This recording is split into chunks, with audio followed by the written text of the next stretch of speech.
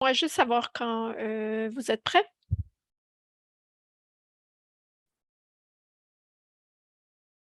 C'est bon? D'accord. Alors, essayons à nouveau. Merci. Bonjour tout le monde.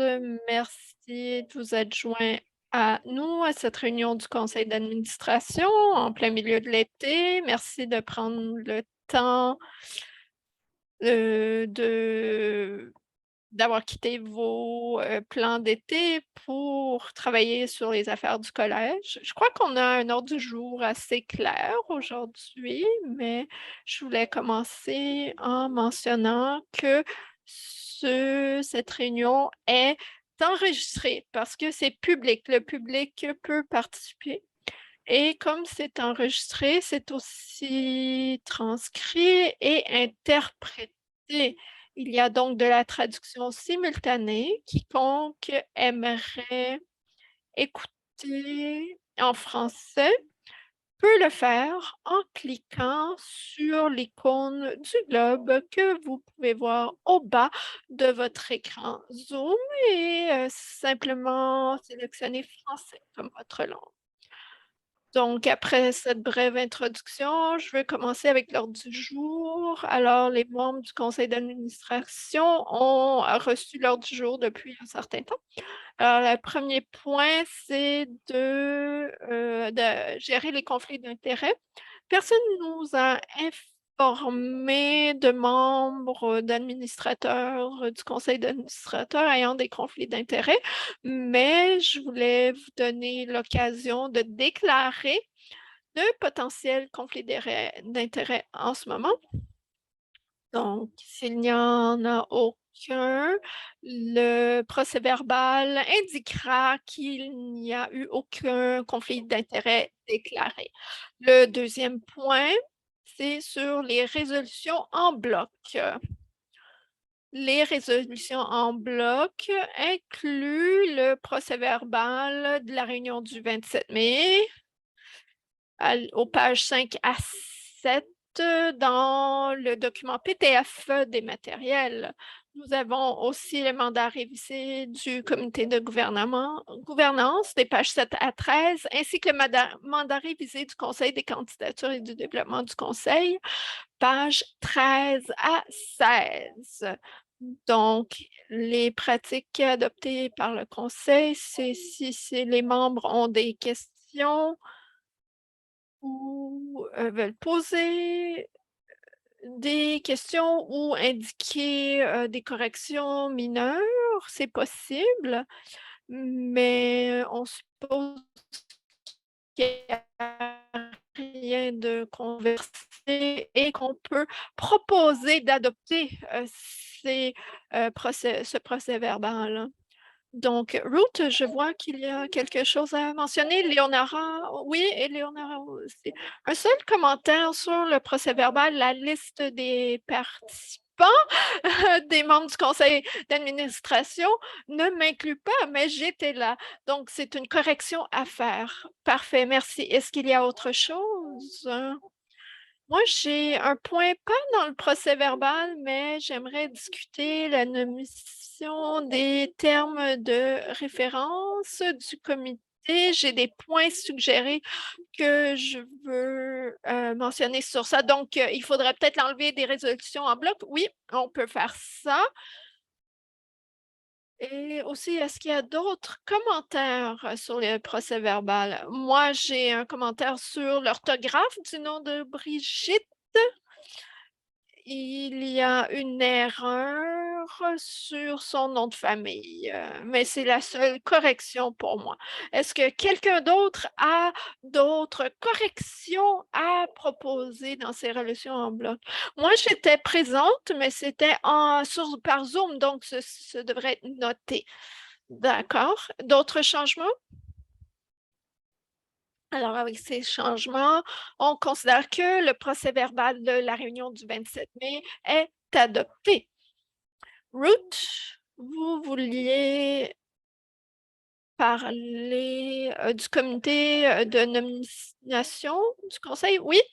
Donc, est-ce qu'il y a, par contre, des commentaires sur le mandat révisé du comité de gouvernance ou est-ce qu'on peut considérer que c'est adopté? Léonora, je veux juste mentionner un point. Je ne suis pas certaine que ça a changé, mais je veux juste mentionner qu'un des rôles de ce comité, c'est la révision annuelle du salaire et compensation du premier dirigeant. Et donc, je veux juste m'assurer que cette personne ne vote pas dans ce comité. Est-ce qu'on doit clarifier ça dans les termes de référence? Que bien sûr, cette premier ou première dirigeante ne serait pas une participante. Je crois qu'on peut gérer ça dans le fond, parce que la réunion serait in camera, que donc la PDG, première dirigeante, ne serait pas là. Donc, je ne crois pas que c'est nécessaire que ce serait dans les termes de référence. OK, donc c'est une évidence. Oui, c'est ça, bien sûr. Donc, est-ce qu'il y a d'autres commentaires sur le comité de nomination? Non? Ruth, vous vouliez discuter sur les termes de référence sur le conseil de nomination? Oui, le premier point doit s'aligner avec les termes de référence de ce comité. Il y a certaines formulations qui ne sont pas identiques, donc ça doit être aligné. Le premier point dans le rôle, ça doit s'aligner avec la formulation des termes de référence du comité de nomination. Alors, par exemple, c'est écrit que évaluer les termes de nomination. Donc, ce comité n'a pas de contact direct pour conseiller le bureau du ministre. Donc, on a corrigé ça, disant que toute communication qui arrive au conseil d'administration va être approuvée au préalable et ensuite envoyée au bureau de ce ministre. Alors, on doit changer ça. Même chose avec point B sur responsabilité. Ça doit s'aligner avec les mots des termes de référence. Donc, revoir les communications sur les compétences et donc le PDG, la PDG va envoyer ces communications. Donc, excusez-moi, c'était quel point? Point B, sous les responsabilités. Donc, le point 1 sous les rôles et point B sur responsabilité. Je peux vous envoyer mes notes si vous voulez? Oui, merci. Et il y a un petit point d'ordre administratif. Le président ne devrait pas être au pluriel. Il y a un seul ou une seule présidente. Donc, encore une fois, je peux vous envoyer mes notes, mais ce qu'on essaie de faire, c'est d'aligner les termes de référence du comité de référence et celui de nomination pour ce développement du conseil d'administration. Donc, est-ce qu'il y a des commentaires, des réactions ou je crois que tout le monde en fait d'accord avec ce que vous proposez? Ruth, donc Daryl, pouvez-vous vous assurer qu'on va faire ces changements? Oui, ce sera fait. Ruth, donc la version finale, est-ce que le conseil préfère le réviser la prochaine fois? Vous faites un signe de non avec la tête? Ma préférence, ce serait de l'adopter avec ces changements mineurs. Le président de ce comité et moi pouvons juste vérifier que ces amendements sont faits. Jeff, vous êtes sur ce comité. Est-ce que vous êtes d'accord avec ça? Oui, je crois que c'est parfait, à moins qu'il y a un grand changement qui pourrait apparaître. Non, c'est seulement juste pour que les 2 termes de référence soient uniformes. Donc, on n'a pas besoin de les revoir. Alors, on considère que les changements sont faits et adoptés tels que mentionnés par Ruth. Merci beaucoup. On a donc complété les résolutions en bloc. Et maintenant, prochain point sur l'ordre du jour, 3.1, sous la rubrique de gouvernance et politique, nous avons les règlements administratifs à considérer. Vous vous souvenez que ce point a été enlevé sur l'ordre du jour de la dernière réunion du conseil d'administration. Donc, l'article 80 de notre loi stipule que les conseils doivent confirmer les règlements administratifs 80 jours après une réunion où ils seront considérés rejetés. Donc, Daryl va regarder ça et on va devoir proposer, appuyer et adopter ce changement au point 3.1. Sur ce, Daryl, pouvez-vous introduire ce sujet pour discussion? Merci. Donc, c'est le point le plus long sur l'article, mais c'est sur l'ordre du jour, mais c'est ce qui va nous prendre le moins de temps parce que ce n'est pas le moment de discuter les règlements administratifs. Ils existent, ils ont été publiés dans la Gazette du Canada et donc c'est une formalité pour les réaffirmer, pour qu'ils restent en place. Donc, tel que noté dans l'ordre du jour, il y a un grand projet pour la révision des règlements administratifs. Quelques changements significatifs dans les amendements, dans les lois récemment, plus significatifs sur les règlements administratifs va séparer les règlements du collège et du conseil. Donc, quand ce sera révisé, tout sera approuvé par le conseil et c'est ce qui est indiqué dans les nouveaux règlements administratifs. Nous sommes aussi en train de les réorganiser pour que ce soit présenté de façon plus claire, organisée. Et le conseil va commencer cette discussion à la première ou deuxième réunion de l'automne. On pourra peut-être le faire à la prochaine séance de travail du comité. Nous avons un brouillon assez avancé sur lequel nous travaillons. On va commencer donc, mais l'objectif, c'est que les règlements administratifs seront amendés avant le 31 mars 2023. On va les produire pour le département de justice, le ministère de la Justice bientôt et ça nous donne environ 7 mois. On considère que c'est assez de temps. Donc, c'est assez formel, mais ça doit être fait pour les raisons que Tom a mentionnées.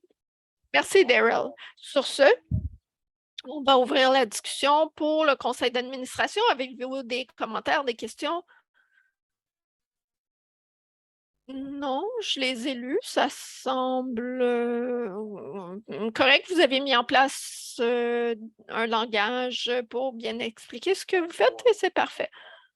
Donc, le conseil, quand il y a les nouveaux administrateurs en place, quand le conseil sera pleinement constitué, les règlements administratifs vont être révisés en profondeur. Et comme Daryl a dit, il y aura une grande réorganisation de ces derniers. Est-ce qu'il y a des commentaires de la part des membres donc, du conseil d'administration ou est-ce qu'on peut faire la résolution rapidement? Donc, la résolution dans l'ordre du jour, c'est ce qui suit.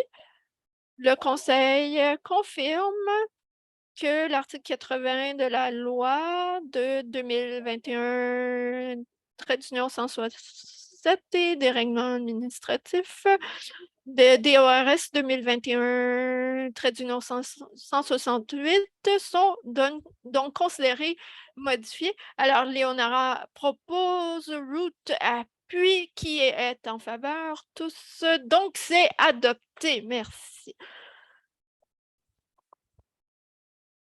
Le prochain point sur l'ordre du jour, plusieurs membres du conseil sont déjà familiers avec ça. C'est donc recherche par le comité de référence du premier dirigeant.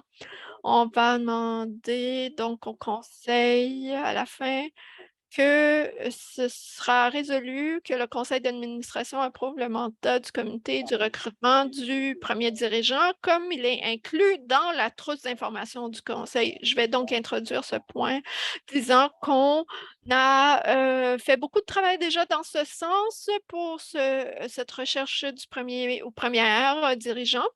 On a revu les termes de référence. Bien sûr, ce qu'on fait, c'est de construire pour l'avenir. Daryl, en raison de son engagement très crucial, important dans la mise en place du collège, a été invité à participer comme membre du comité de recherche parce qu'on croit que sa contribution peut être valable. On considère son expertise, son expérience, ses connaissances et le conseil donc croit qu'il peut voir ces choses pour un nouvelle première dirigeante. Le conseil, donc, ce comité a travaillé sur le processus de faire des vétos pour des noms. Ils ont plusieurs candidats qui ont été exprimés leur intérêt, qui ont déclaré qu'ils seront intéressés à postuler pour ce poste. Nous avons plusieurs entrevues à l'horaire pour octobre pour ce processus pour trouver un ou une candidate pour la considération pour le conseil. On espère pour la fin du mois d'octobre. On nous dit que la compétition est féroce en ce moment. Le marché est très compétitif et on peut s'attendre à ce que ça aura un impact sur notre processus de sélection. Mais la version courte de l'histoire, c'est que nous sommes bien à l'heure dans cet horaire qu'on s'est imposé dans cette recherche. Et donc, vous avez l'information. Je serais bien heureux de participer à la discussion sur les questions. Si des membres du comité aimeraient ajouter quelque chose, Ruth, peut-être allez-y. Merci, vous avez très bien résumé la situation, Tom. Merci. Donc, je vois pas beaucoup de controverses sur ce point. Donc, je crois qu'on a tous très hâte. On est enthousiaste de trouver l'un ou la bonne candidate, mais on a quand même des sentiments mitigés, sachant que Daryl va nous quitter, mais il nous assure que quand le ou la prochaine première dirigeante soit sélectionnée, et il va s'assurer que la plateforme qu'il a mis en place pour nous va continuer. Donc, s'il y a à moins qu'il y ait d'autres commentaires, j'aimerais passer cette résolution pour ne plus passer de temps sur ça. Donc, la résolution, c'est indiqué, comme j'ai dit, il est résolu que le conseil d'administration approuve le mandat du comité de recrutement de la première dirigeante inclus dans la trousse d'information du conseil, donc proposé par Jeff, appuyé par Ruth. En fait, laissons Léonore appuyer. Donc, Karim aussi? Karim? OK. Donc, tous, Karima. Donc, tous, tout en faveur? Je crois que c'est adopté. Merci, Bridget, Andrew. Je suis certain que vous allez nous le dire si vous avez des problèmes avec la question. Donc, le prochain point, c'est un examen du plan d'affaires pour 2022-2023.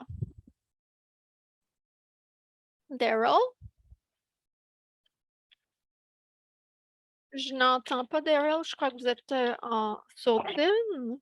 Je vais mettre à l'écran le matériel du document, donc pour qu'on l'ait devant nous, au cas où il y a des questions à discuter.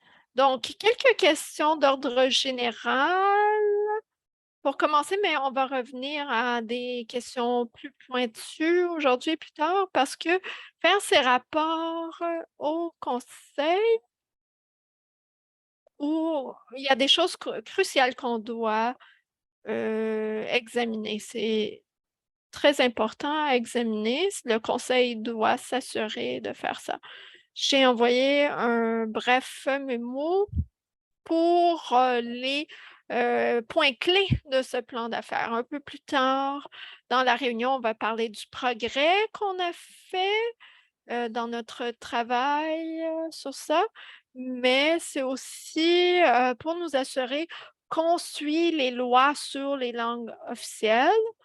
Donc, on note que maintenant, on est en conformité avec nos obligations. Donc, le portail bilingue est là. Vous allez avoir la chance de le voir. J'ai aussi parlé déjà du projet de révision du règlement administratif. Beaucoup de personnel passe au peigne fin ce document et aussi on revoit les principes plus larges aussi. Donc, je vais encore répéter, vous êtes peut-être tannés, mais les points clés à réviser. Premièrement, la nature de l'information qu'on reçoit sur les licences pour adresser notre mitigation des risques. Donc, d'avoir des informations et des données fiables, c'est important pour nous pour que le processus de mitigation des risques soit plus fiable. Donc, on fait du travail avec nos consultants en vie privée pour que le conseil puisse mieux faire ses tâches sur ça. Dans les règlements administratifs, il y a aussi des questions sur la responsabilisation. Ce processus de responsabilisation sera donc inclus dans la publication de politiques avec les comités qui travaillent sur ça. Les nouveaux règlements administratifs travailleront aussi sur la délégation du PDG de ses tâches requises et on va donc gérer ces provisions. Je notais aussi que j'ai fait une délégation formelle au directeur de registraire, Jen, pour les décisions de classe 3 et de 1, les licences dans ces classes. Donc, je n'ai pas besoin de revoir ces applications de routine. Mais s'il y a besoin, ça va être amené à mon attention. Mais 99% de cela, c'est routine et il n'y a pas besoin que le registraire les examine. Donc, ça avance. Et il y a beaucoup d'administrateurs qui ont contribué avec des groupes de travail en tant qu'administrateurs et nous avons un produit vraiment amélioré grâce à eux. Donc, je vais passer en revue rapidement avec le plan d'affaires, mais je ne vais pas parler des responsabilités professionnelles parce que rapidement, Victoria va en parler un peu plus tard. Et aussi, c'est en lien avec comment on reçoit nos rapports des comités de réglementation parce qu'ils jouent un rôle un peu différent et on doit s'assurer de bien le faire. Donc, une note spécifique sur les politiques du conseil. Politique numéro 1, donc c'est pour décrire au monde la nature de nos opérations, de nos structures. C'est approuvé par le conseil et ça est déjà en opération, mais ça doit déjà être revisé Donc, je vais vous envoyer une bonne révision à cette politique numéro 1 pour mieux revoir ce qu'on fait. Ça va être donc un processus sur lequel on va travailler pour, qu'on puisse se pencher sur, ces points. Et ensuite, le personnel travaille aussi une politique pour l'intérêt du, public. Qu'est-ce que ça signifie d'être un régulateur pour, l'intérêt du public? Ce n'est pas défini nulle part, donc on a cru que ce serait utile pour nous d'étoffer cette question de l'intérêt public avec la protection, la promotion. Ça va être une discussion intéressante pour le conseil d'examiner ça par rapport à ce que ça signifie, comment c'est opéré, comment le conseil travaille sur ça, comment les comités travaillent sur ça pour s'assurer que l'intérêt du public est au centre de tout ça. Et bien sûr, c'est le personnel qui va travailler sur ça. Je suis leader sur certaines de ces révisions. J'ai été, leader dans le passé sur certaines de ces points et une section qui m'est apparue nécessaire, sur laquelle on peut travailler mieux que d'autres, c'est sur comment avoir une application sur l'intérêt du public au lieu de seulement dire qu'on va le faire. Donc, pour qu'on pourra éventuellement évaluer les résultats. Donc, au lieu de juste dire qu'on va le faire, d'avoir vraiment un processus pour assurer qu'on le fasse. Très significatif, dramatique comme développement et j'espère que ce sera intéressant pour moi et pour le conseil de nous engager dans cette discussion. Ensuite, le travail des comités, du premier comité, c'est en place. Donc, la gouvernance et de développement du conseil, ils ont eu des réunions et il y en aura une autre. Bientôt, on a fait du travail avec le président sur ça. On est sur la bonne voie sur ça. Les élections du conseil, ça c'est assez clair. Pour le recrutement du conseil,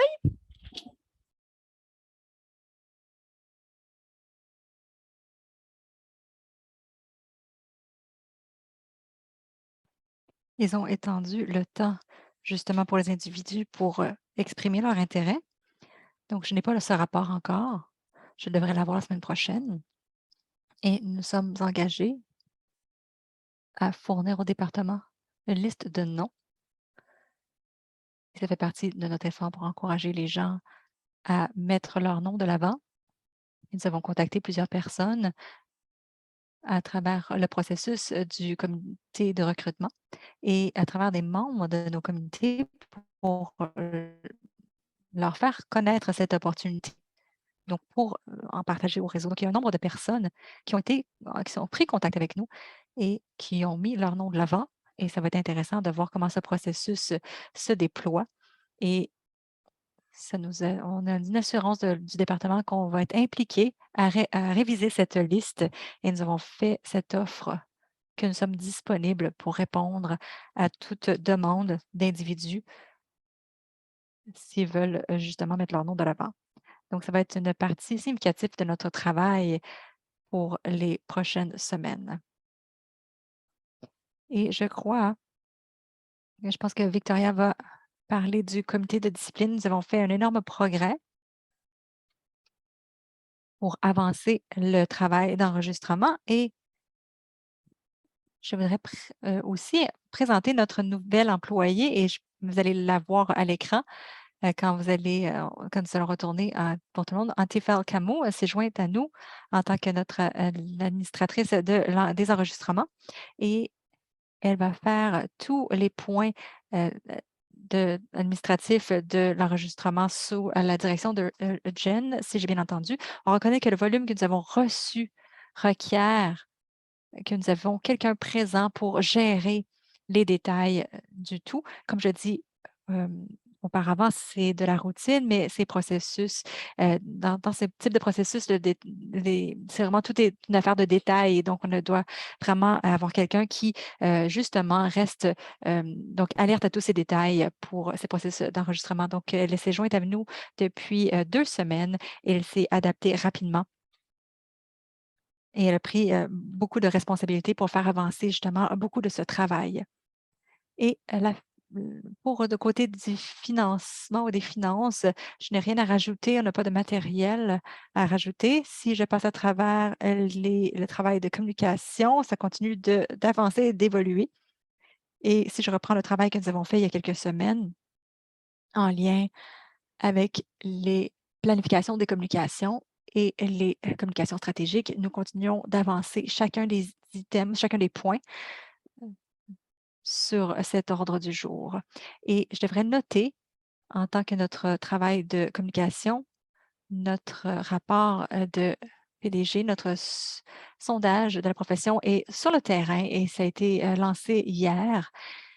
Et juste avant la rencontre d'aujourd'hui, nous avons reçu 237 sondages complétés. Donc, c'est super.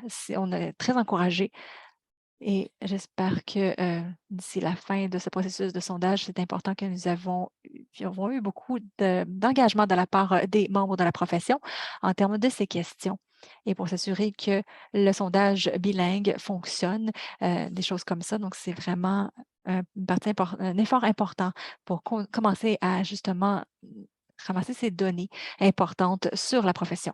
Donc si nous continuons au deuxième étape, en fait, pour la conception et j'ai mentionné déjà l'initiative de compétences, c'est notre, travail majeur qui continue, d'être d'actualité pour les 12 à 18 prochains mois et je ne peux pas parler, assez, de la qualité des gens et du personnel et du travail de consultant, qui a été fait, de la part des individus qui nous, assistent justement, d'experts, à travers la profession qui nous assistent dans ce processus.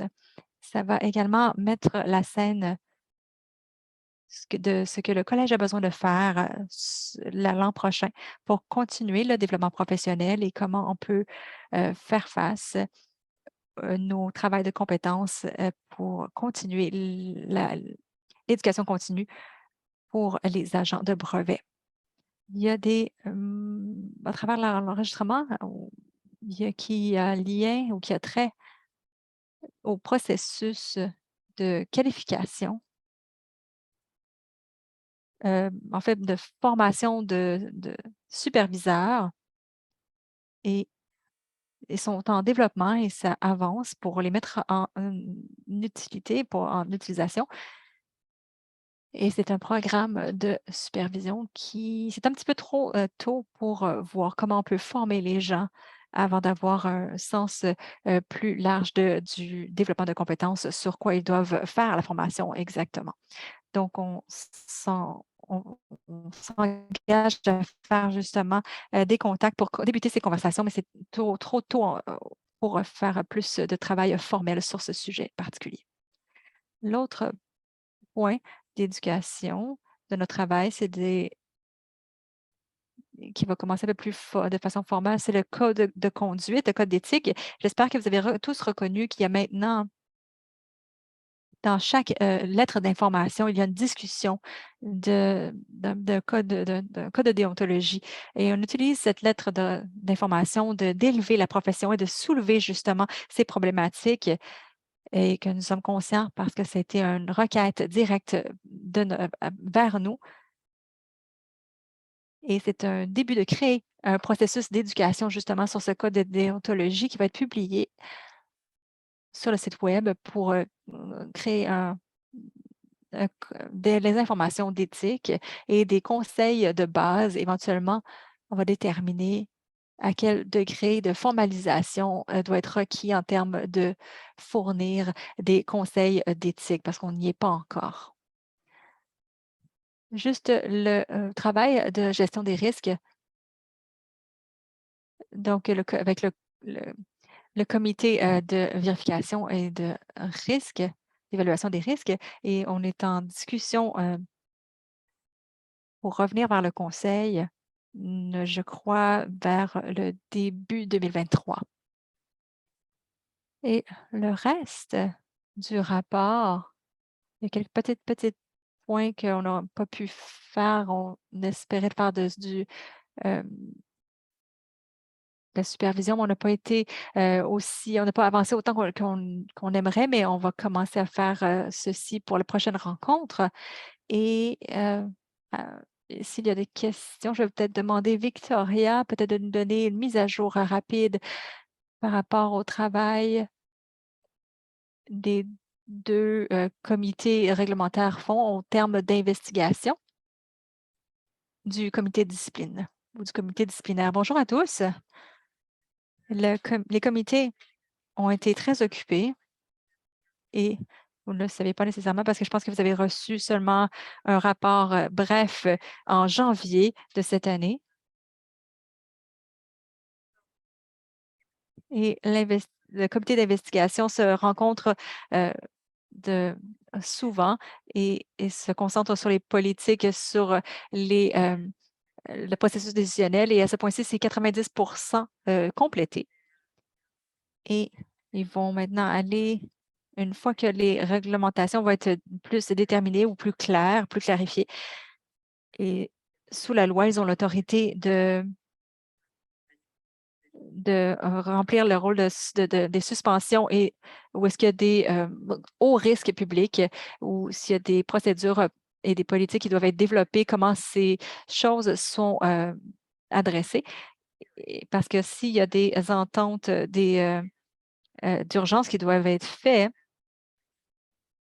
parce que les lois et les règlements ne fournissent pas de processus pour comment faire. Donc, on va travailler, en fait, sur ce processus à travers les politiques. Et à propos du comité de discipline, un comité disciplinaire, ils se rencontrent mensuellement et ils ont mis l'emphase sur une liste de politiques et essayer de faire essayer d'aller au plus urgent et de travailler de façon chronologique. Une politique, par exemple, on est sur l'ébauche numéro 3, c'est le code d'éthique et le code de déontologie et ils le font aussi pour le numérique et ils veulent le faire pour pouvoir faire euh, que ce soit en personne ou en virtuel, en fait. Ce que ça veut dire, c'est que pour faire des audiences, en fait. Donc, récemment, ils ont eu des discussions à propos des impacts de la loi des langues officielles sur les processus et comme quel impact ça va avoir sur les langages des détenteurs de permis, que ce soit sur les ressources aussi et comment ça va être dirigé et réglé. Et donc, ils euh, une ébauche sur les conférences pré-audience qui donnent l'habilité au président de faire face aux 2 parties du niveau administratif au préalable avant, l'audience pour expéditer faire que les choses soient plus rapides. Quand il y a des conflits, par exemple, avec les membres de comité qui servent sur leur, jury, il y a peut-être des règlements ou des recommandations conjointes ou des résolutions conjointes. Les comités maintenant regardent pour, jusqu'à quel point ils peuvent aller pour faciliter les choses plutôt que de laisser les choses se découler, de des procédures, qui prennent énormément de temps et qui coûtent beaucoup de ressources. Donc la composition des panels aussi ont été, ébauchés également. On a fait ça ce mois-ci. Le comité travaille une série de politiques et on a créé justement une longue liste et ensuite on a identifié les priorités et ils travaillent à travers, chacune des priorités, et faire des embauches où c'est nécessaire et la plupart des cas, je vais aller chercher, des expertises externes et des conseillers ou des consultants pour aider. Donc, les comités d'investigation, évidemment, sont engagés de vous, fournir justement, de publier les ébauches, pour, le matériel, du conseil et ça va vous arriver probablement, vers l'automne et avec ce processus de ce que ces rapports soient disponibles de façon publique, nous pouvons ensuite, obtenir des commentaires publics en relation de ces développements de ces politiques. Le troisième point qui va être sur lequel nous allons mettre l'emphase, relié justement sur l'autorité du registraire d'éliminer des plaintes. La loi ne fournit pas de guide, excepté à l'exception dans la nouvelle section de 76 où c'est mentionné que dans les circonstances suivantes, le registraire ne peut pas éliminer une plainte. Et donc, ça fournit le cadre de travail où le registraire peut justement éliminer une plainte. Donc, on peut justement travailler à partir de là. On doit avoir une procédure similaire avec le comité de discipline pour faire s'il y a une demande d'appel, par exemple, à la décision d'un registraire. Donc, tout ça, c'est de le faire dans les prochains mois. Donc, je suis très heureuse de prendre des questions s'il y en a.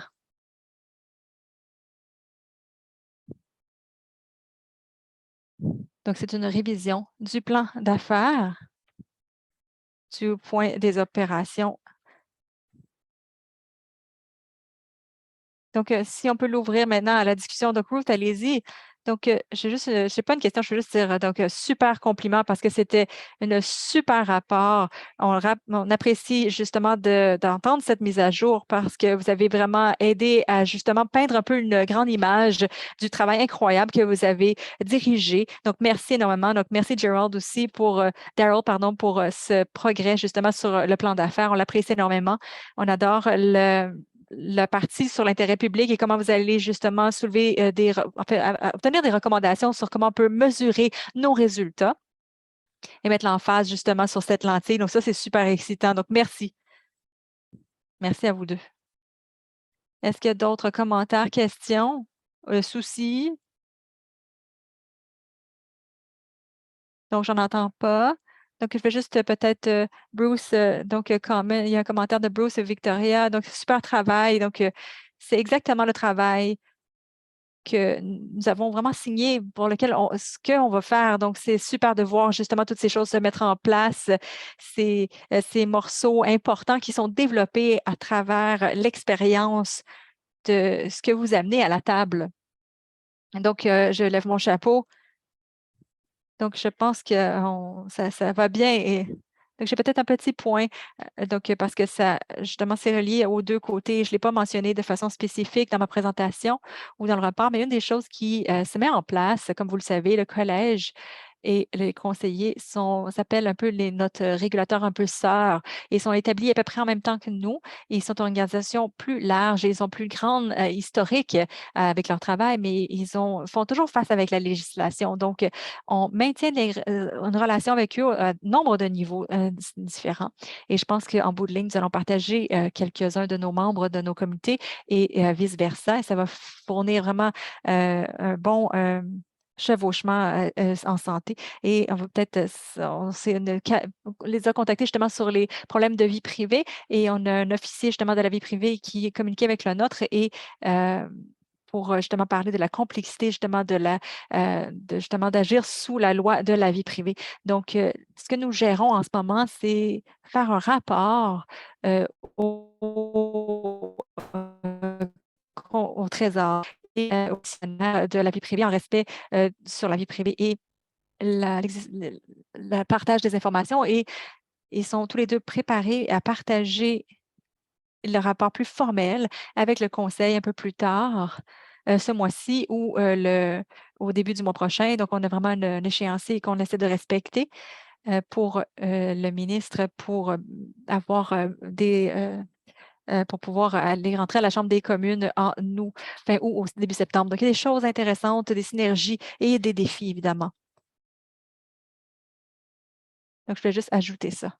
Est-ce qu'il y a des questions ou des commentaires supplémentaires qui sont soulevés par rapport ou des amendements, si je peux l'appeler comme ça, non? Donc, super. Donc, merci beaucoup, Daryl. Merci, Victoria. Donc, nous allons continuer. Le point 3.4 sur l'ordre du jour, qui sont les rapports des comités.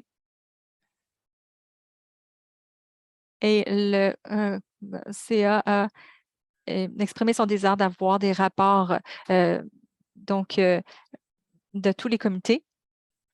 Et c'est vraiment un peu un test que nous faisons en ce moment et nous allons considérer évidemment comment les rapports sont faits et le contenu de ces rapports et le CA aimerait le voir. Et évidemment, ce n'est pas un processus coupé et donc c'est pas défini en fait. Et je pense que ceux qui font le rapport de ces comités seraient intéressés justement d'entendre un peu les rétroactions sur ces rapports, si en fait frappe les bons points en fait de ce rapport. Donc avec cette introduction, est-ce que je peux demander à Jeff de faire son rapport de la part du Conseil des candidatures et du développement ou pardon. Donc, vous étiez en fait vous faites le rapport en fait sur un des comités, je crois que c'est celui des vérifications et risques, si je ne me trompe pas. Non, en fait, c'est celui des candidatures et du développement, en fait. Donc, allez-y.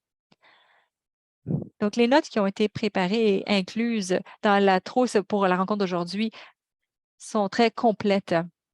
Il n'y a rien à rajouter. En fait, les rencontres étaient principalement une opportunité pour le président de se présenter et présenter tous les membres du comité et ensuite de passer à travers les questions et de provoquer un peu des pensées, des remue-ménages et quels sont les buts ultimes du comité. Et je pense que la chose principale qui ressort de cette rencontre serait le développement d'un plan de travail qui anticipe les besoins de justement établir le travail de ce comité et de gouverner, d'aller rechercher un peu de la coopération et des rétroactions, justement pour permettre de faire leur travail de façon assez rapide. Donc, on pense qu'il va y avoir une ébauche de ce que nous devons faire, proposer rapidement. Je pense que ce groupe va ajouter interjecter où c'est nécessaire de où la coopération et les consultations avec les autres conseils seraient nécessaires, comités seraient nécessaires pour leur permettre de faire leur travail. Eleanor, moi, j'ai pensé que c'est excellent. Donc, je pense que les rapports sont excellents et je pense que ça met justement de façon détaillée exactement ce qui s'est passé, quels sont vos plans.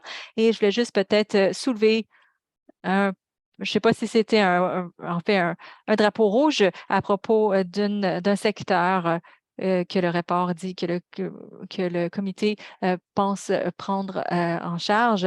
Et je pense que c'est de processus, en fait, d'élection des comités. Je pense que vous faudrait faire attention avec cette partie-là. Donc, je pense que vous devez être en accordance avec les règlements, en accord avec les règlements pour approuver. Je pense que vous êtes, je me soucie un peu du processus de possibilité de mettre des candidats pour les élections. Je pense que c'était présélectionné, cette idée c'est quelque chose qu'on doit faire attention avec ce fil. Si c'est une minorité du conseil, du CA, c'est une portion élue et de suggérer qu'on va mettre des critères de l'avant qui est à part ou séparé de ce qui est dans la législation. Donc, ça va être problématique en fait. Donc, ça pourrait potentiellement exposer le collège à des litiges. Donc, je pense que c'était un drapeau rouge à soulever. Donc, sinon, je pense que votre rapport était excellent et j'applaudis les plans que le comité pense faire dans leur plan de travail. Et si je peux dire, je vais juste commenter justement sur le problème de gouvernance dont je suis témoin ici. Donc, je pense exactement ce que j'espérais qui se mettrait en place par ces rapports de comité, parce que le CA pourrait justement faire des commentaires et des rétroactions, comme on voit, et justement de soulever des drapeaux si c'est le cas. En tout cas, un membre du CA le fait avec le travail du comité. Donc, ça, c'est quelque chose, c'est une preuve du concept. C'est ça que je voudrais dire. Donc, merci, Eleanor, pour ce commentaire. Est-ce qu'il y a autre chose? Et on ne va pas avoir cette discussion, mais c'est bien de noter que parmi, en fait, il n'y a aucune région où il n'y a pas eu il y a le processus d'élection, c'est vraiment l'endroit où est-ce qu'il y a le plus de critiques dans n'importe quelle organisation.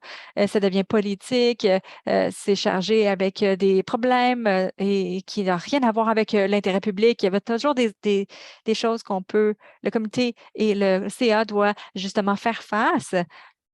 Et les termes de référence avec le mandat, justement, de réviser les élections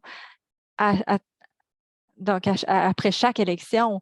Et je pense que justement, ça nous pousse à de regarder toutes les alternatives parce que on a justement le dernier processus d'élection on l'a vraiment surveillé de façon, il n'y a vraiment aucune considération d'alternative, on l'a juste fait d'une façon où on a senti qui fonctionnerait et ça fonctionnait. Ça n'a jamais été trop réfléchi ou amené des problèmes de comment on peut avoir des bonnes personnes sur le CA.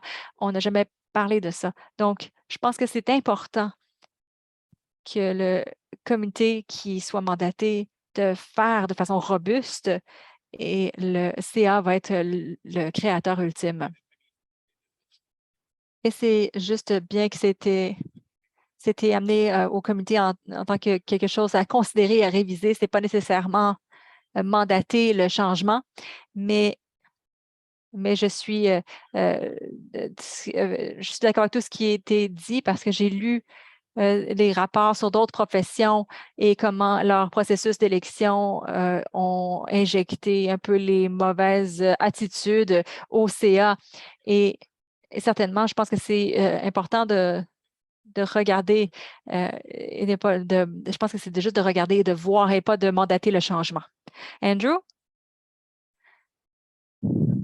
Juste le fait que les membres élus sont une minorité et qui servent un peu l'équilibre pour la surpolitisation des rôles ou des élections.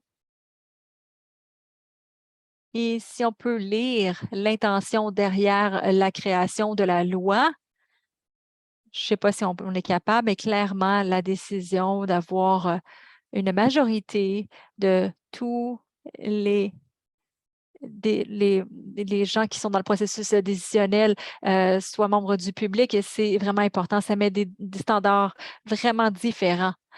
Donc, maintenant, de voir à quel point ça peut jouer, à quel point ça peut vraiment être prolifique, je ne sais pas, on va voir dans le futur. Mais je pense que Eleanor a dit vraiment me résonne très bien avec moi et je pense que c'est vraiment une ligne très fine, ligne grise sur laquelle on marche et je pense que les élections, c'est vraiment nos modernes, nos démocraties modernes, on le voit.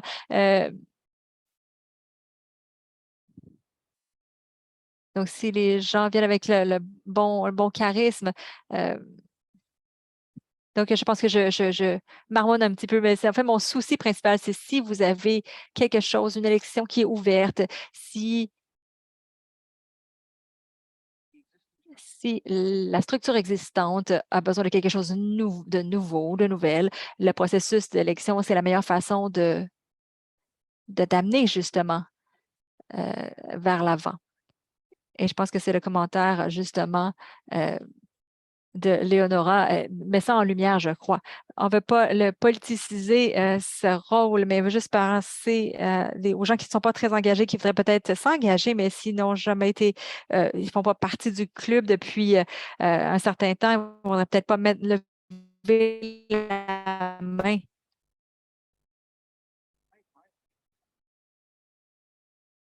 La compréhension, moi, que j'ai pris de ce commentaire dans le rapport, c'est que on regardait peut-être comment on peut augmenter la participation des membres dans les votes et de leur fournir un peu des informations justes. Et c'est le type de choses qu'on pourrait pour promouvoir la participation dans le processus d'élection, opposé à peut-être quelque chose qui pourrait apparaître comme quelque chose de contrôler les résultats. Mais peut-être que je me trompe, mais clairement, ce que j'entends, c'est que les gens disent que approcher ce sujet-là avec en faisant attention. C'est ce que je comprends. Est-ce que c'est juste? Oui, c'est un peu ce que je disais effectivement. Donc, n'explorer, je ne veux pas dire de ne pas l'explorer, mais juste faire attention de présenter euh, quelque chose pour moi, c'était un peu quelque chose à soulever, de faire attention parce que quand on a une minorité au CA qui sont élus, les possibilités que ce soit être vu d'une façon de désaffranchir d'autres personnes. On n'a pas le choix, en fait. Ils doivent en fait, ils doivent détenir un permis pour pouvoir être élus. Donc, oui, la prudence est toujours une bonne, euh, une bonne chose à avoir en tête, surtout en ce moment. Je vais juste faire un autre commentaire. Donc, je vais juste peut-être pousser les directeurs à s'assurer que quand vous avez cette discussion, de ne pas développer des positions de développer des postes trop tôt. Et je pense que c'est ça, le processus est créé pour que le comité puisse regarder les options et qu'il y ait plus, donc, il y a plusieurs façons de faire les choses. Et c'est important d'arranger justement, en fait, de voir tout le spectre du problème. Et c'est justement ce qui fait partie d'être administrateur sur cette organisation et d'être ouvert pour de voir les choses de façon différente avant de prendre une décision. Et c'est très crucial. Absolument. Est-ce qu'il y a autre chose sur le rapport? J'entends rien de supplémentaire. Merci, Jeff. Ruth, merci. Merci beaucoup, Tom. Donc, quelques petits points. Je ne vais pas passer à travers du rapport de gouvernance. Vous l'avez déjà lu à l'avance, mais je vais juste peut-être, je souhaite la bienvenue à tous les commentaires ou pensées que vous avez. En particulier, j'aimerais inviter des commentaires, justement, l'item dans le rapport où nous avons fait des recommandations pour la considération du CA. Donc, le comité de gouvernance recommande que le CA développe le plan de travail et ça inclut des choses comme, premièrement, comment le CA s'assure que les règlements et comment on le définit, comment on peut s'assurer que c'est fait d'une façon appropriée.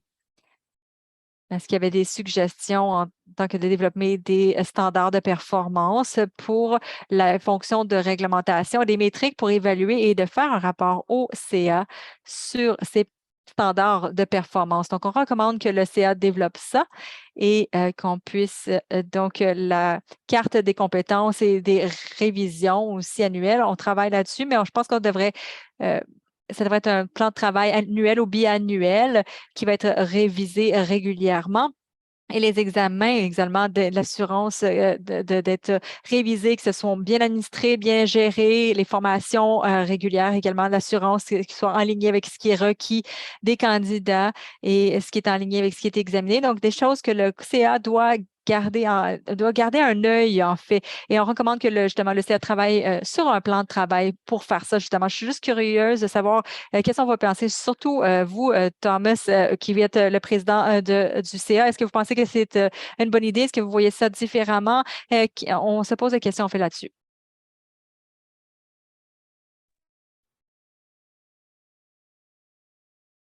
Je vais laisser les autres membres du conseil s'exprimer.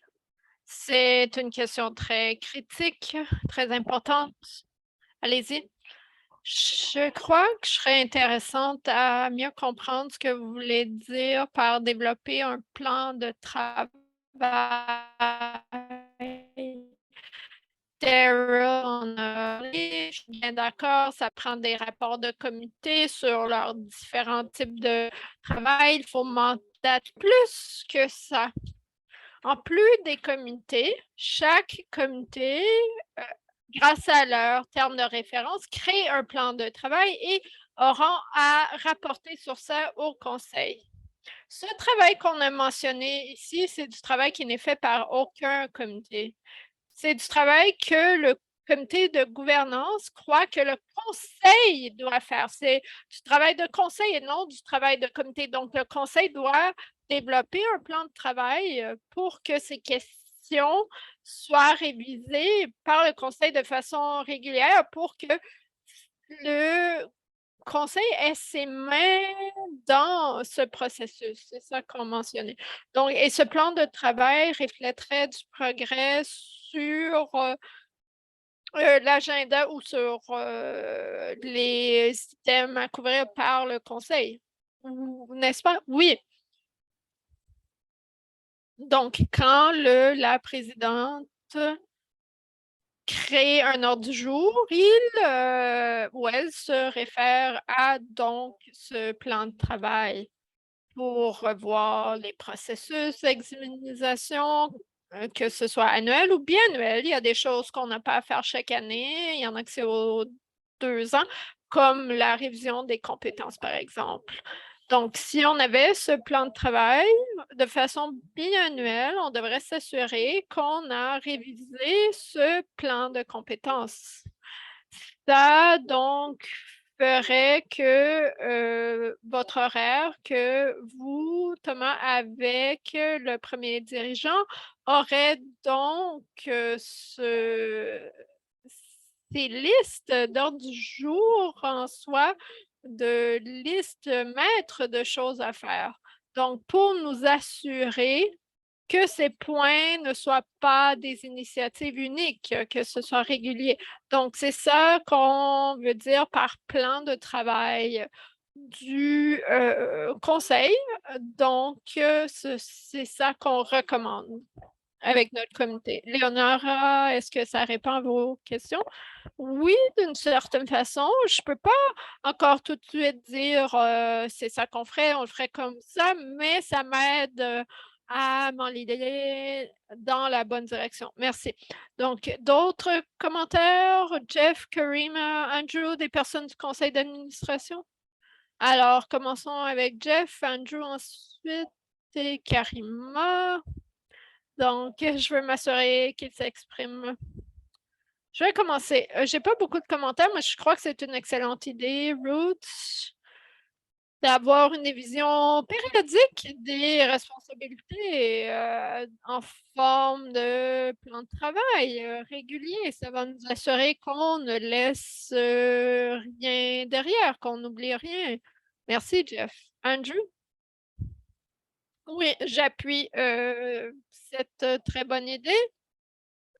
Sûrement parce que je suis un peu nouveau, je sais pas vraiment quelle contribution faire, mais ça réitère pourquoi quelque chose comme ça est nécessaire. Karima et ensuite Brigitte s'est enlevée du sondage. Alors Karima, donc j'étais présente pour ces discussions, donc bien sûr, je suis entièrement d'accord. Donc, Andrew, Daryl, vous vous êtes assuré qu'on adresse ces questions. Donc, maintenant qu'on transitionne vers ce nouvel premier dirigeant, ben c'est encore plus important d'avoir ça en place. Donc, je crois que c'est une très bonne politique de gouvernance et j'ai déjà vu ça sur d'autres conseils. Donc, je suis d'accord, je crois que c'est une bonne idée, mais pour réitérer sur ce que Andrew a dit, en tant que quelqu'un qui est encore nouvelle, je trouve ça difficile de savoir à quel niveau on doit approfondir sur les questions. Je ne veux pas juste recevoir les rapports et juste dire oui, je suis d'accord. Ou j'ai quand même beaucoup de questions, donc je ne sais pas à quel niveau les membres du conseil doivent approfondir leur compréhension de ce qui est dans ces rapports. Donc, je vais répondre. Ce que ça suggère pour moi, surtout pour les membres plus nouveaux, ça suggère qu'ils aimeraient avoir plus de temps avec ces rapports pour approfondir leurs connaissances.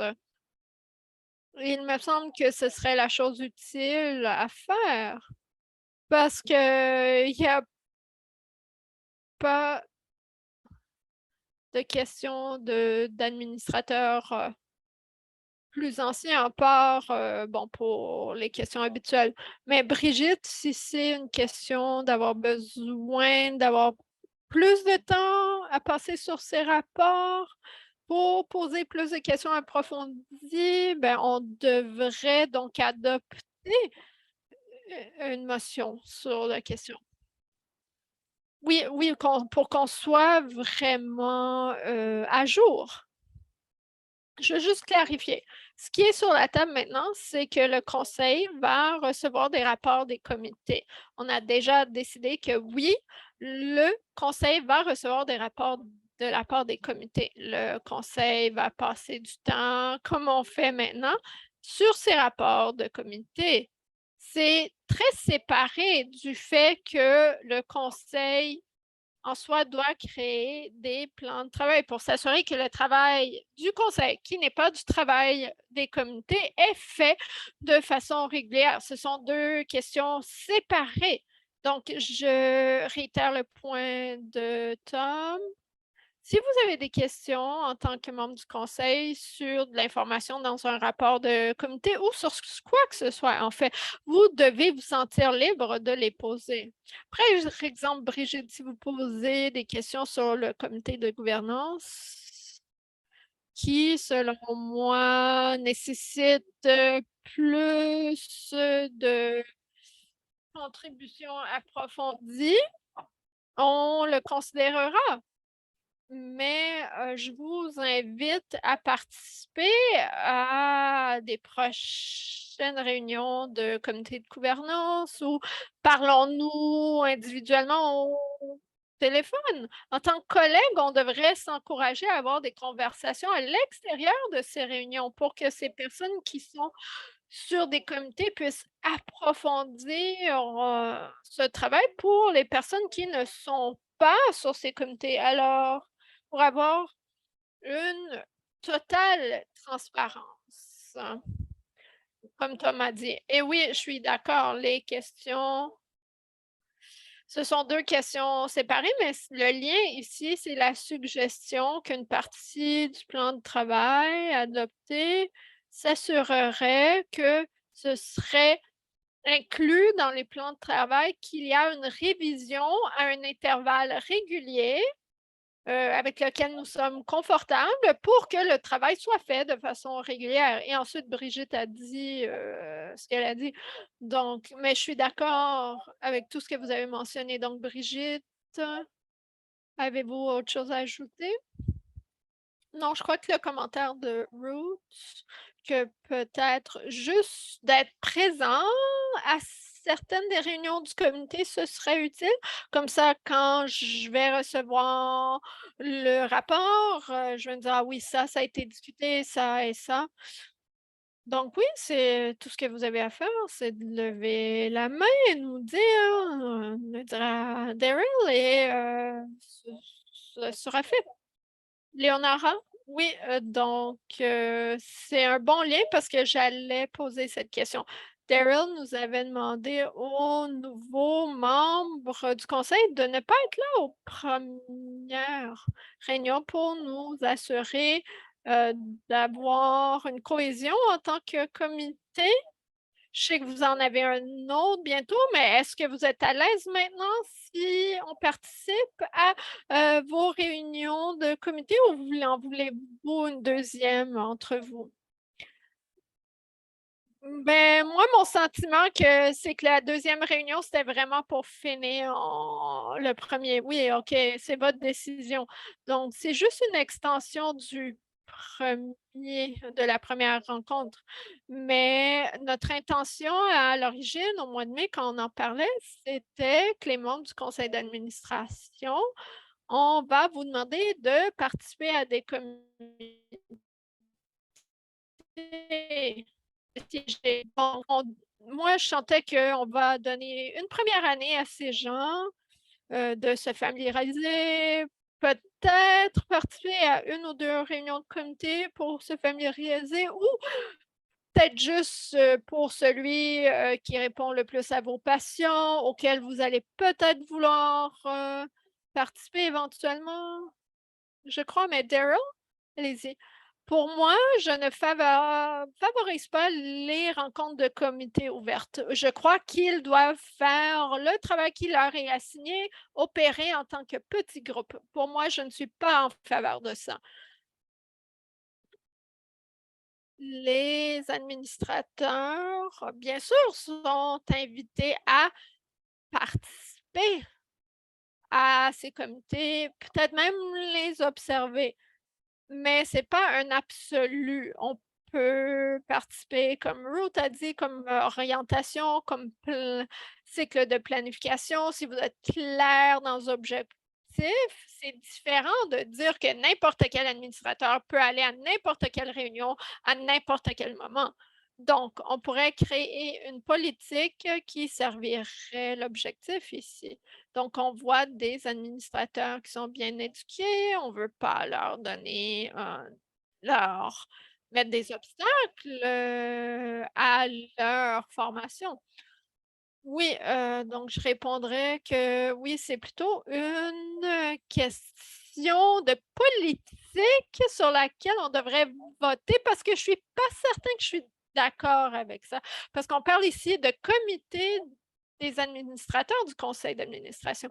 Donc, si on propose ici que les administrateurs ne peuvent pas observer les réunions de comité, des comités qui sont vraiment en fait des sous-comités du conseil, je crois que cette motion, cette proposition devrait en être une sur laquelle on vote. Donc, je me demande si le comité de gouvernance pourrait se pencher sur quelle pourrait être la bonne approche ici. Oui, certainement. On peut ajouter ça à notre prochain ordre du jour.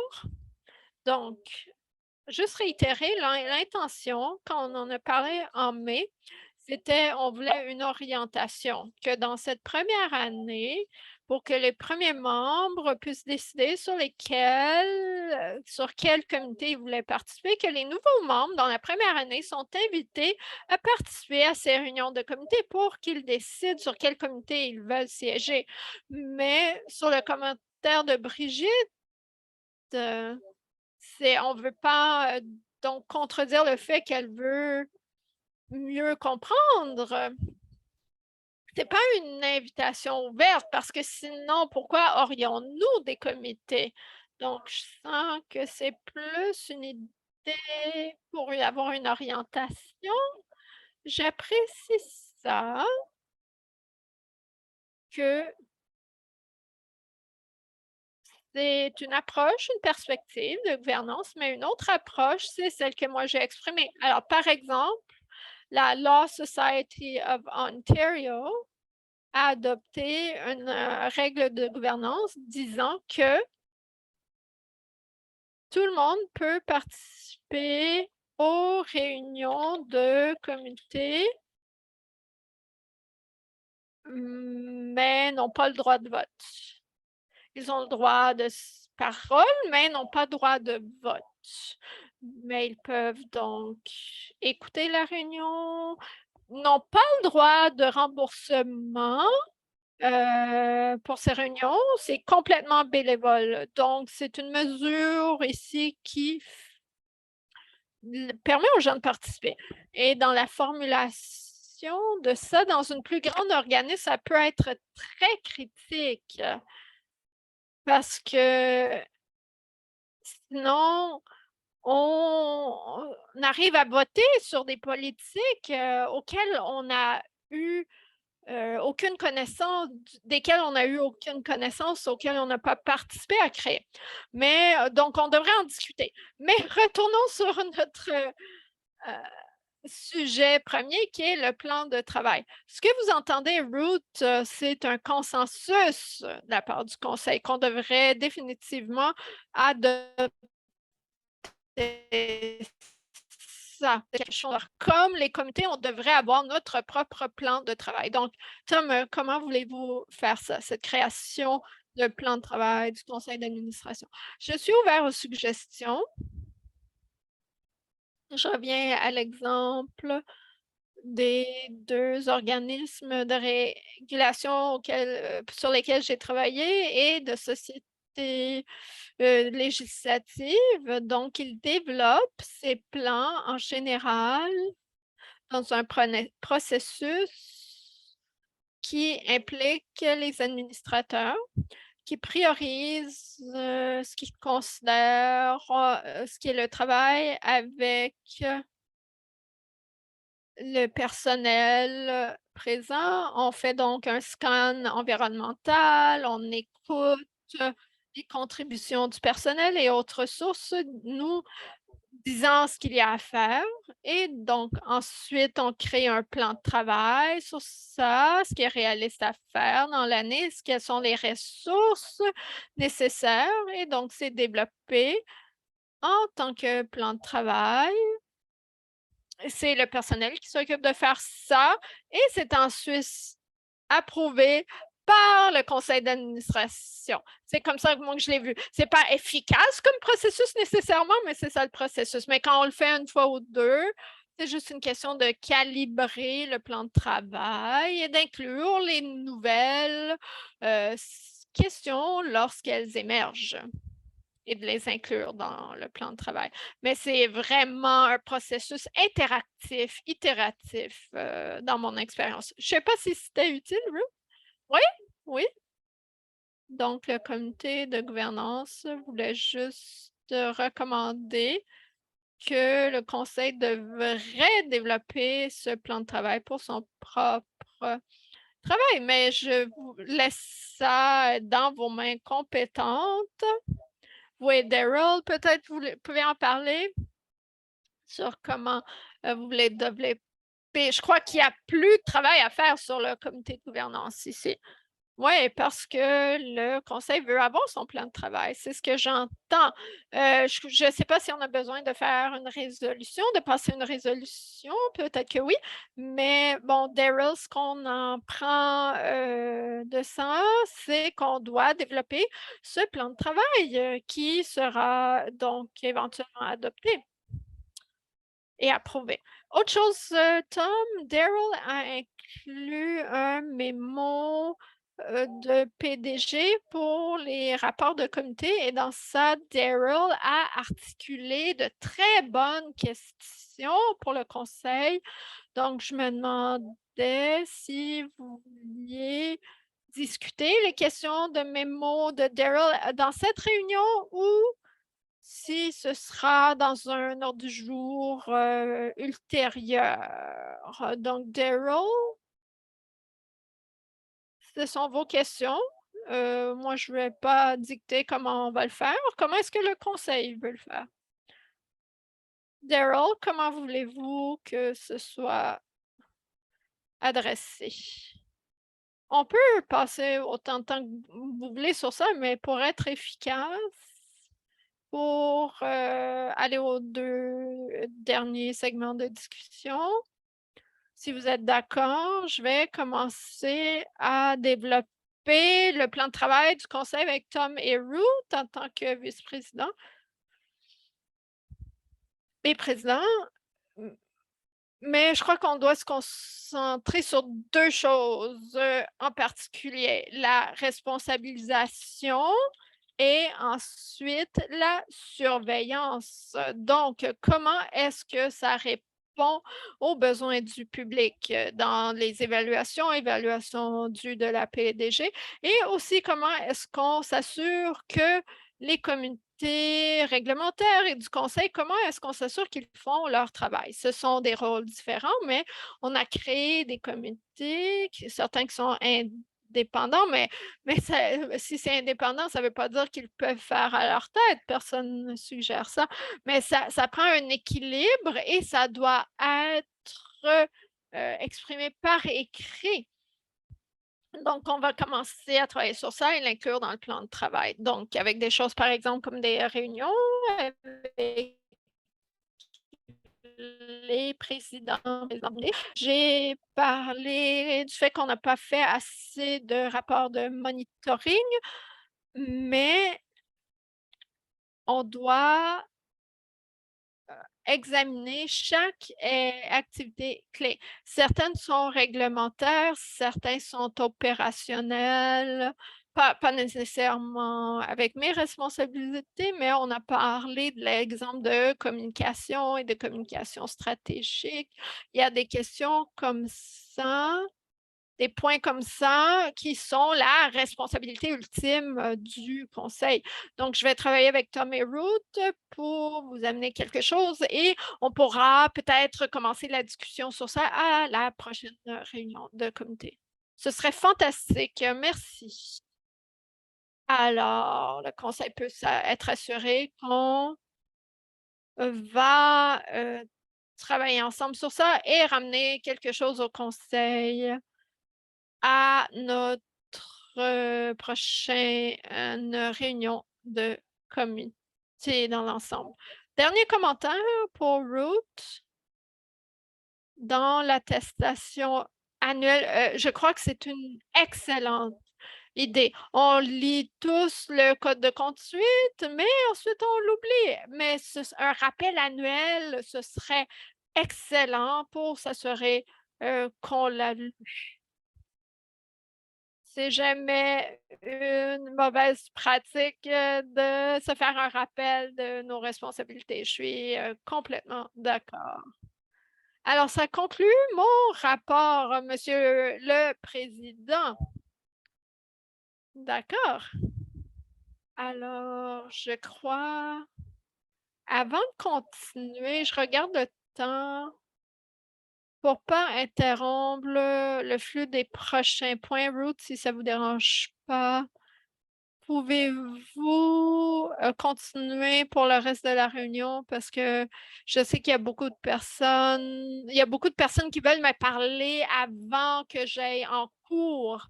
Donc, je suis désolée, mesdames et messieurs, mais malheureusement, je dois aller à mon autre emploi et ce rendez-vous urgent à la cour, malheureusement, est en conflit avec le reste de cette réunion, donc je dois quitter.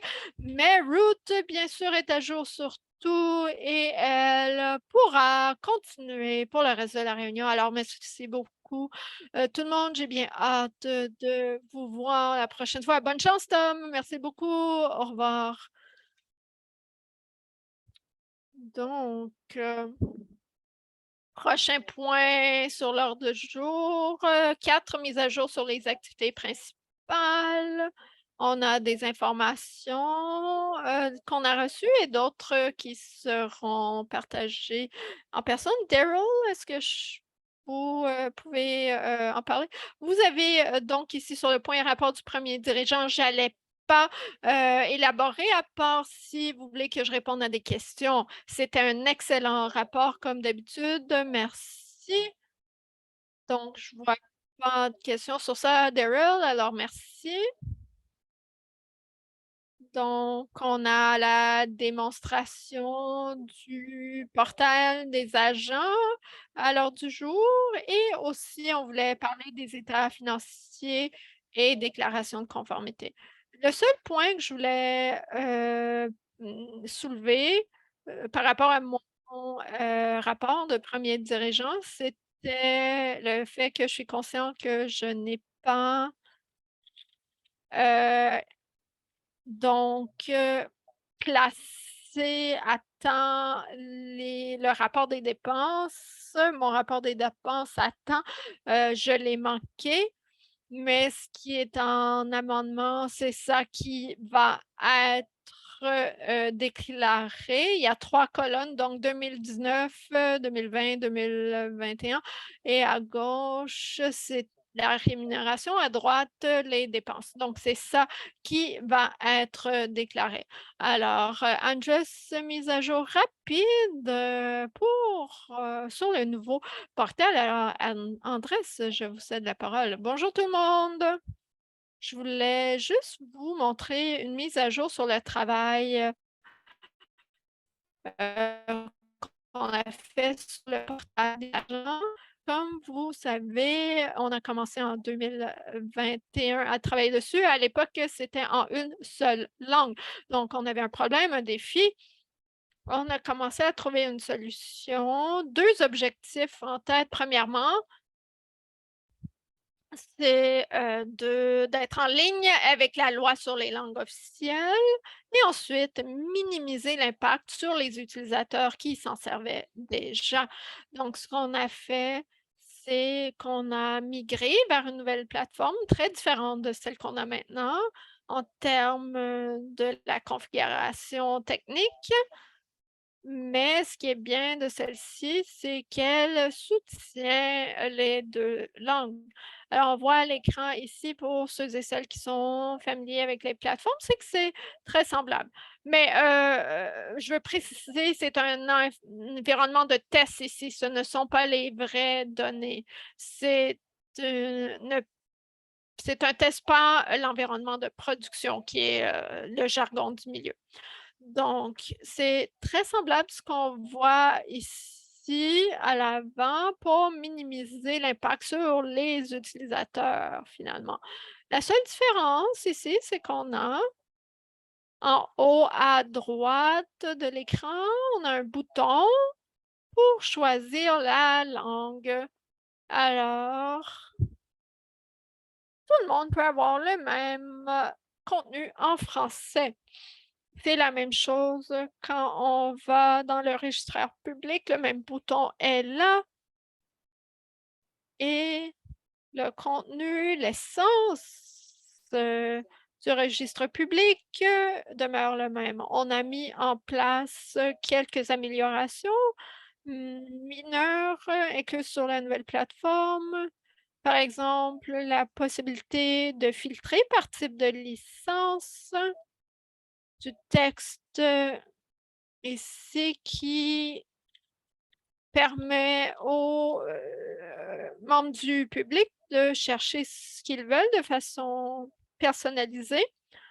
Donc, on veut assurer une transition la plus, facile possible vers un portail bilingue.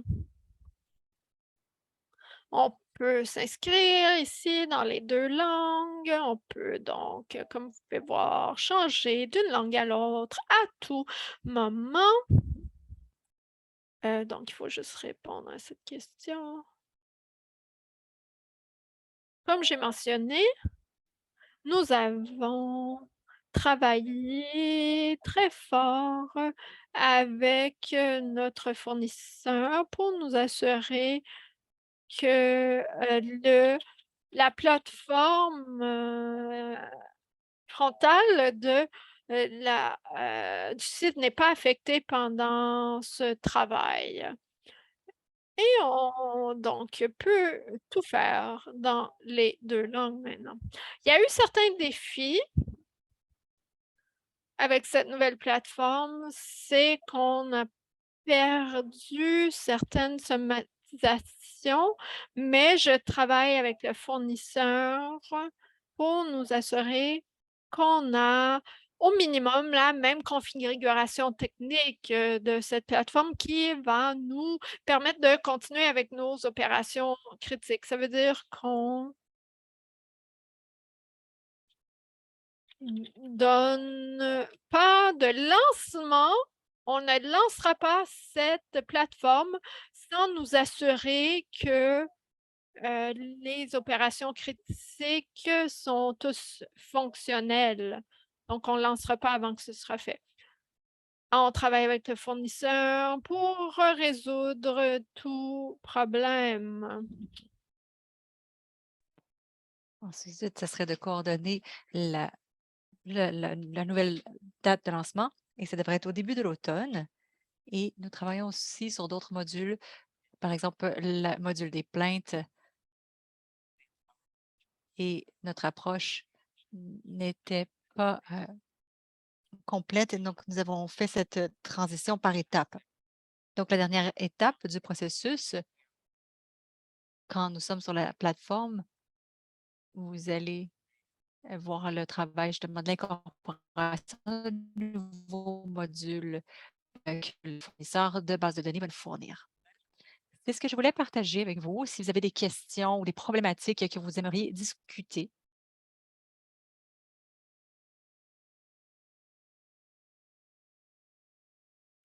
C'est super, en fait, André. C'est super travail. Merci.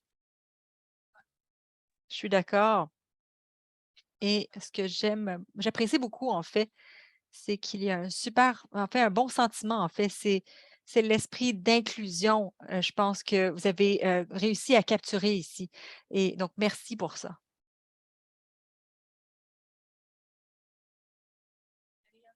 Est-ce que Daryl, est-ce que vous vouliez ajouter quelque chose sur ce point-là ou quelle est votre pensée? Est-ce que vous devriez aller au prochain point? Donc avant que je voudrais remercier le personnel parce qu'il y a vraiment du travail dirigé par, justement Andres, Donna et tous ceux qui ont été impliqués à travers cette initiative. C'est du travail, incroyable que vous avez fait. Donc c'est malheureusement, Andrew, c'est vraiment juste un, bouton, entre le changement anglais et français. En fait, c'est ça la beauté, en fait, c'est qu'on le voit seulement avec le changement entre anglais et français, mais c'est énormément de travail en arrière de ce bouton. Merci beaucoup. Je vais juste partager un petit problème de traduction avec vous. Le sondage, comme j'ai mentionné plus tôt, est sur le terrain et quand les gens l'ont ouvert, c'est complètement bilingue, mais plusieurs personnes leur navigateur automatiquement, s'est mis en traduction. Donc, ils ont ouvert la traduction, mais le navigateur le traduisait en anglais directement. On leur disait que c'était là, mais votre navigateur avait plus de pouvoir que nous, plus d'autorisation que nous. Oh mon Dieu! Donc, c'est vraiment les meilleurs plans, des fois, ont des problèmes. Donc, merci beaucoup, Andres. C'est magnifique comme travail. Merci à tout le monde. Donc, juste te dire, Andrew, une expression, en travail technologique, même si vous faites travailler, que personne en fait, quand vous faites du travail incroyable, personne ne vous dit, quoi que ce soit, mais on veut juste vous remercier quand même parce que c'est incroyable le travail que vous faites, et donc, c'est l'essence effectivement de ce projet. C'est que, comme vous l'avez mentionné au départ, on ne voulait pas avoir d'impact, pour les agents ou les membres du public qui utilisaient déjà la plateforme ou on ne voulait pas faire des changements dans la structure, on voulait juste, avoir un peu la même, plateforme et juste, que ce soit facile d'utilisation. Donc c'est fantastique, merci. Et sur les problèmes, donc vous avez les états financiers. Donc Sean est en vacances cette semaine, donc il n'est pas avec nous aujourd'hui, mais vous pouvez regarder justement les déclarations de conformité et les états financiers. Donc on reste en super, santé financière et on avait fait, justement, donc les liquidités sont en renouvellement pour 2023 et tout va bien. Donc il y a rien d'exceptionnel à mentionner. Donc tout va bien au niveau financier. Donc c'est super et j'ai remarqué également que vous avez ajouté les langues, l'acte en fait, donc la conformité, de justement de conformité à la loi sur les langues. Donc ça, c'est fantastique. Merci beaucoup et maintenant que c'est mentionné, je l'ai mentionné plus tôt, peu importe à quel point on essaie ou on travaille des choses, des choses que ça ne fonctionne pas, donc on doit faire des rapports de façon annuelle sur, la loi de la vie privée et sur la loi d'accès à l'information. C'est un autre, accès de, conformité qu'on doit noter au CA et ça fait partie de nos obligations parce que je ne suis pas certain que ça résonne, de façon spécifique avec vous, mais vous devriez être conscient de ce qu'on fait, ce qu'on devrait faire. Donc ça, c'est des super points. Donc vous allez l'ajouter, en fait, dans votre rapport de conformité, en tant que point à l'ordre du jour, c'est super. Merci beaucoup. Donc, je vais juste ouvrir, dans le fond, le, plancher pour les questions sur les états, financiers ou sur la déclaration de conformité, si vous avez des questions. Des pensées, des questions, des commentaires et si tout va bien, je vais juste parler peut-être le commentaire de Andrew de rien entendre, mais ça, c'est des bonnes nouvelles. On en a parlé justement dans le monde financier également. On en parle souvent. Si on n'a pas de commentaires, c'est une bonne nouvelle. Donc, on dirait que, on n'a pas de questions justement sur ce point-là, Daryl. Et si, c'est le cas, ça conclut le travail de la rencontre d'aujourd'hui. Il y avait de points ou d'articles ou d'informations, en fait, enfin, que, Daryl a partagé, pour le style d'apprentissage et en fait, ça nous fait juste, prendre conscience de qu'est-ce qui se passe dans notre environnement et ce qui est important pour nous en tant que, d'information, qu'on a besoin d'avoir en tête. Est-ce qu'il y a des commentaires justement par rapport au matériel d'information qui a été présenté à la fin de la trousse? Donc moi, j'ai une question à propos du premier item, en fait, l'avis du CICC, concernant l'utilisation de leur insigne quand ils ont leur, insigne de leur collège et ensuite ils ont peut-être une accréditation, ou l'insigne qui peut bien, utilisée par, les détenteurs de permis. Est-ce que vous, pensez qu'on devrait faire quelque chose de similaire? Est-ce que c'est une idée intéressante et je pense que Bridget et moi et d'autres personnes ont beaucoup d'expérience avec, ceci, mais je suis pas sûre si on a besoin de ça pour, les détenteurs de permis, des, brevets. Je pense que c'était intriguant, en fait et donc c'est juste pour vous laisser savoir que c'est quelque chose qui est fait. L'insignat, ils ont l'habitude d'être utilisés de façon, différente et c'était affirmé dans d'autres professions. Je pense que le plus commune ou le plus c'était l'étampe un peu professionnelle, par exemple, utilisée par les ingénieurs et les architectes qui peuvent, mettre sur un document officiel qu'ils ont préparé. Moi, je pensais que c'était intriguant et j'étais plus intéressée, de ce que les justement administrateurs pensent plutôt que de faire un point, spécifique. Il y a quelque chose justement un peu la société, de loi justement, qui a présenté cette idée vous êtes un spécialiste accrédité, de la loi et vous avez des processus, pour, justement ce processus d'accréditation que vous pourriez mettre sur votre ce processus, qui les abandonne en passant. Ah bon, ben voilà, voilà. Donc c'est des nouvelles nouvel c'est nouveau, donc j'étais juste curieuse en fait. Je suis pas certaine, ou je suppose qu'on peut parler aux membres si ça peut les aider en tant que d'agents marketing de leur service, du fait que un peu que c'est un logo d'accréditation du collège. C'est une façon peut-être de faire du marketing. Je ne sais pas si on n'a jamais eu cette discussion, donc c'est juste intriguant de penser si c'est pertinent ou pas. Je ne sais pas si, Bridget ou Andrew, vous avez des idées là-dessus? Ma pensée initiale, c'est peut-être quelque chose à peut-être surveiller. Je ne sais pas si on est prêt, heu, ou si on est à ce point-là en ce moment. Quel est un peu l'aspect de communication, si c'est en fait, il faudrait qu'on soit peut-être plus reconnu à travers justement les denteurs de permis. Définitivement, c'est quelque chose de prendre en considération et je pense, j'essaie de réfléchir où ça pourrait être utilisé, en fait, par nos membres.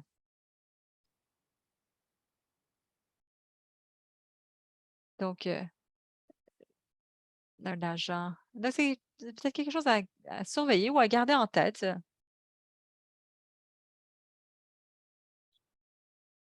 Il y a des peut-être pensées qui me viennent, il y a des changements, par exemple, il y a beaucoup de choses que vous pouvez faire avant de prendre cette route-là, avant d'être, un agent, enregistré canadien. Donc,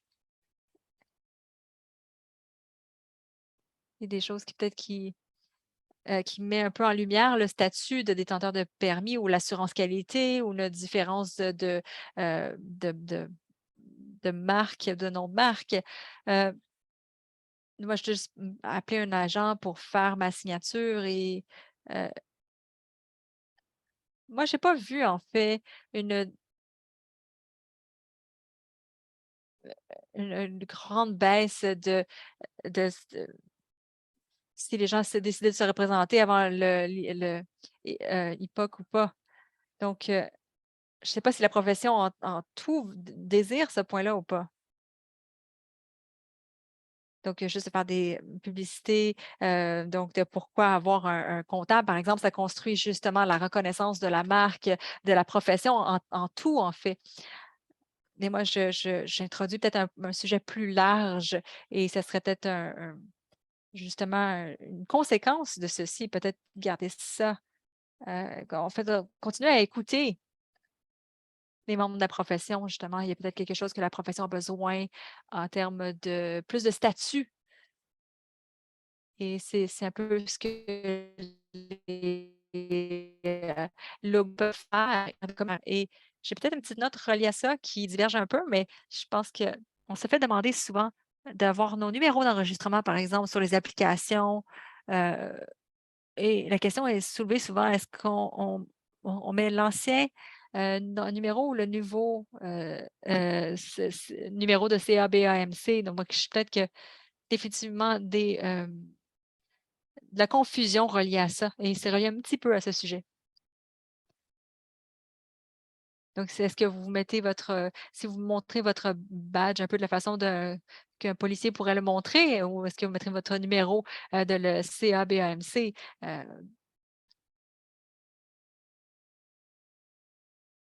Donc si c'est pas maintenu, il y a aucune valeur en fait.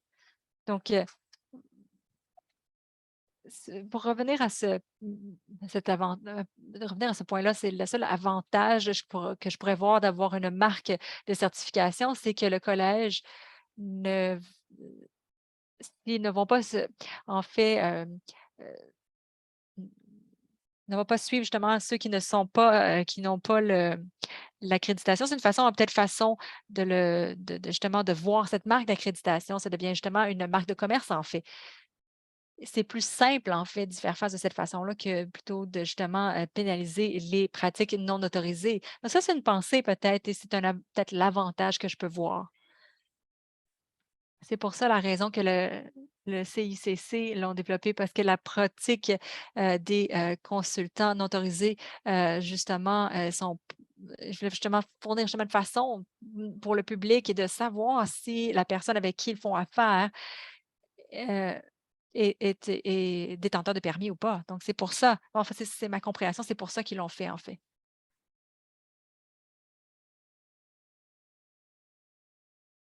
On voit et on est engagé de faire plus de recherches peut-être pour comprendre au mieux, justement quel est le marché justement sur la mauvaise pratique et je fais attention quand j'utilise ce mot-là parce que ou les pratiques non autorisées parce que dans notre juridiction spécifique, c'est la présentation c'est la prosécution devant, Heu, donc le PIC et ça, tout le monde peut donner des conseils. Donc on n'a pas besoin d'être, détenteur de permis, on n'a pas besoin d'être un avocat ou quoi que ce soit pour donner, des conseils. Donc c'est vraiment des défis auxquels on fait face. Ça, c'est un peu le genre de discussion dont on a besoin de commencer justement et ça va nous permettre justement de cadrer un peu ce travail futur. Donc oui, c'est super. Je pense que Donna, vous avez soulevé votre main, donc allez-y Donna. Moi, j'ai quelques points à dire ou à mentionner qui sont justement, dans mon domaine ou peut-être d'autres idées pour le numéro pour, que le l'OPIC, en fait, le manque de clarté là-dessus, c'est vraiment difficile d'avoir un art ce serait facile de clarifier ça dans le prochain article, dans la prochaine lettre d'information. En termes d'insignats, la raison, en fait, que je trouve ça intriguant, c'est que cette éducation publique proactive, il y a quelque chose ici qui peuvent se dépendre sur cette morceau d'information sur la qualité des services qu'ils reçoivent. Donc, c'est peut-être, une mesure préventive et je suis d'accord avec Bridget, on doit le faire avant qu'on soit prêt parce que ça va être un super défi d'avoir, les détenteurs de permis qui l'adoptent et on doit faire attention à avoir 30 qui l'utilisent et le 70 qui, n'ont pas appliqué justement sur ces détenteurs de permis non, l'utilise pas et ça envoie un mauvais message au public. Donc, c'est juste quelques pensées que j'ai moi sur ce sujet-là. Donc, ça fait du bon sens. Donc, si on poursuit quelque chose là comme ça, on doit le faire avec, un plan très documenté et très bien réfléchi. Des super, points. Merci beaucoup. Donc super. Avec ceci conclut juste notre discussion sur les titres informatifs et vous savez que les prochaines, réunions ont été inclus dans votre ordre du jour. Donc, il faut juste que vous, s'assurer que vous les mettez dans votre, horaire, dans votre calendrier et ça conclut notre, rencontre et ça conclut un peu aussi l'aspect public de notre rencontre et nous allons ensuite ajourner la rencontre et ensuite, on va passer au PDG en caméra et ensuite, passer, à l'extérieur de la caméra avec, le premier président et ça prend en compte, les termes de référence, du comité, de gouvernance et de fournir un forum pour les directeurs économiques, dépendamment de la gestion, donc ils peuvent fournir leurs commentaires, leurs rétroactions. C'est là qu'on se met en place, en fait. Avant de faire tout ça, je vais juste confirmer si Andrés a fait, de vous, l'hôte. Avant qu'on puisse passer en hors caméra ou en hors public. Donc, je vais lui donner en fait le rôle d'hôte en ce moment. Est-ce que vous avez d'autres commentaires de conclusion que vous voudriez faire avant que nous ajournons la rencontre? officielle, que nous ajournons la rencontre officielle. Donc, nous pouvons remercier le personnel et les interprètes pour être avec nous aujourd'hui et ils peuvent maintenant arrêter l'enregistrement et on peut passer maintenant en